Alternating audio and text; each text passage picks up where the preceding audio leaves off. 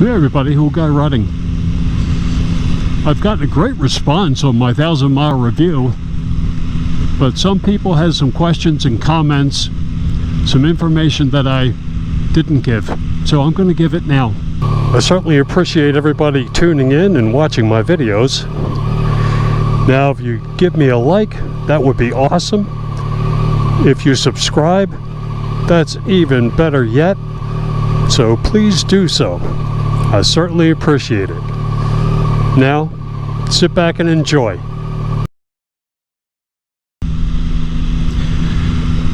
The way I mounted my GoPro Mount on my windscreen, let me see if I can't get into some sunlight and give a little lean forward.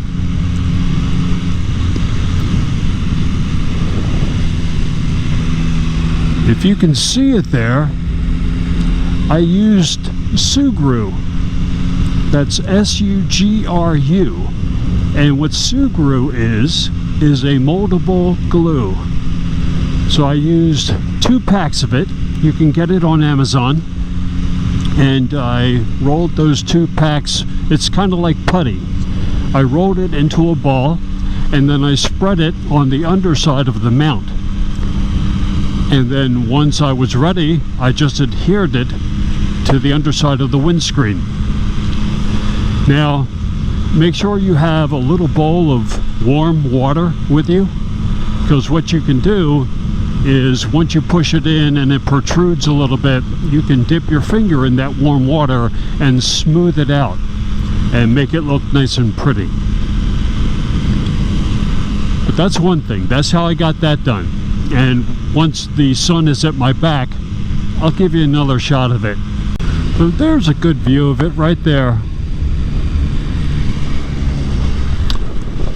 That's the GoPro Mount with Sugru, the moldable glue. So there, you can see it. There's a nice shot. Another thing was, I failed to mention some brands on some of my accessories. The radiator guard is Evotech, and it's really simple to install. If you want to learn how to install it, I believe Yamayari has a video, and it's well done, runs you through everything.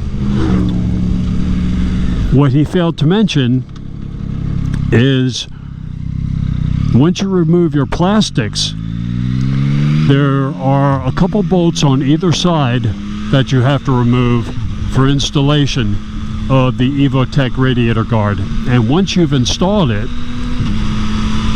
when you put those 4 bolts back, 2 on either side, make sure you throw a little Loctite. Other than that, his video is spot on.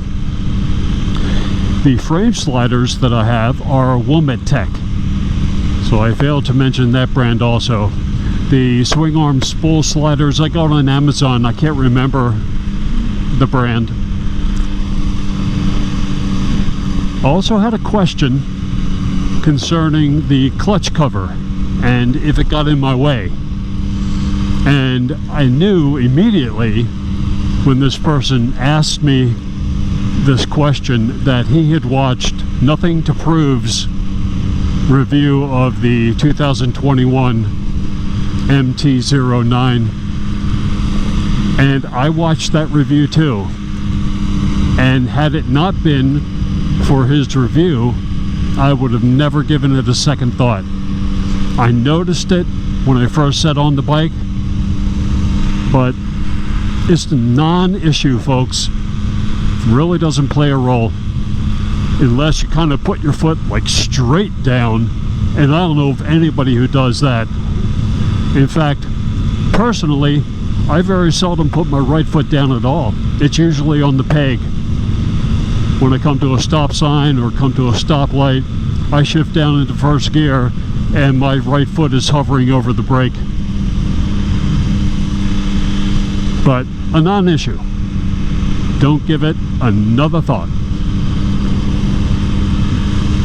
Another comment was about the seat.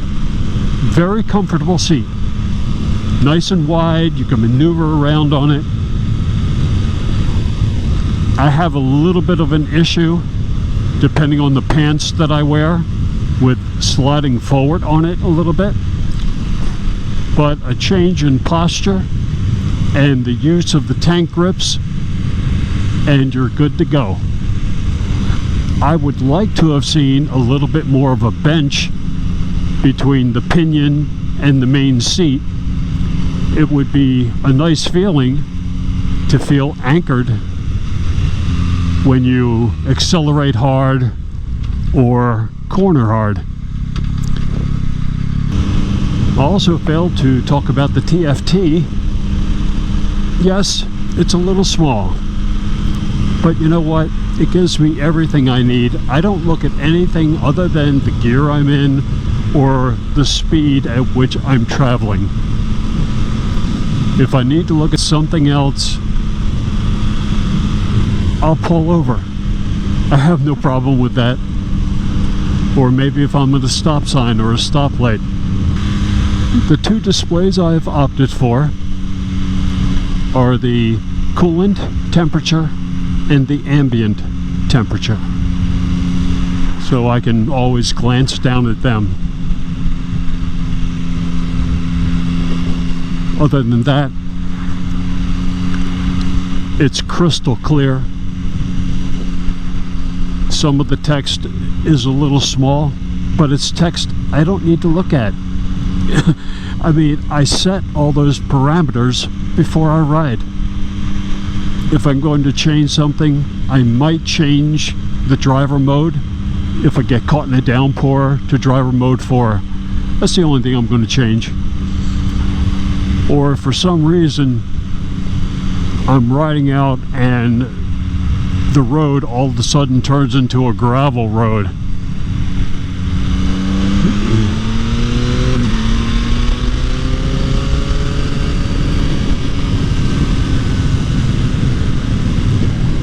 then yes, I will change traction control to the appropriate setting for that. Another thing I'd like to touch on is the menu wheel. I have no issues with it. I know some people say that sometimes when they go to push the wheel in, that it'll scroll to something else, but I think if you line your thumb up or your finger up, whatever you happen to use, I think if you line it straight up, then you shouldn't have a problem. Maybe you're just in a little bit of a hurry to enter that particular mode. And again, I don't mess with it while I'm on the road. It's something that if I want to change something, I'll pull over to the side and change it or check whatever I might want to check. Other than that, they're all preset prior to my ride. So no issues at all with the menu wheel, not for me. A couple of things I did forget though. As far as the Subaru is concerned, you have 30 minutes to first work with it, and then it starts to harden. So if you've put it on, whatever you want to put it on wrong, you can take it off real quick and resituate it if you need to. Just a little helpful hint. So once it's in place, doesn't mean that it's written in stone. It's not going to stay there. If you're not happy with it, take it off. You got those 30 minutes to work with it. So use those 30 minutes. If you don't have to, fantastic. And secondly, as far as the Evotech installation video by Yamayari, unless you have a service manual, you're not going to know to put Loctite on those two bolts that go to the front panel. So once you've removed the radiator guard, you have that front panel left and right. There are two bolts there. Once you get your radiator guard in place, those two bolts have to be reinstalled, and the service manual will tell you to throw a little Loctite on there. So unless Yamiari had a service manual, he wouldn't know that. But it's a good video. You should watch it. So I think I've covered everything that people have commented on or asked questions about. If there's anything else that you would like to know, if you think I can answer whatever question you may have, don't hesitate to comment and submit it to me, and I will do my best to give you a good concrete answer. With some things, of course, there's going to be more than one answer, so I could only give you the way I might have done something as opposed to the way someone else might have. Doesn't mean it's better, it's just the way I do things. So as always, Old Guy Riding, thanking you for watching, thanking those of you who have commented and questioned and given me thumbs up and subscribed. I really appreciate that. It means a lot. So you all take care. You have good, safe rides, and happy holidays to all of you. I'll see you later. Bye-bye.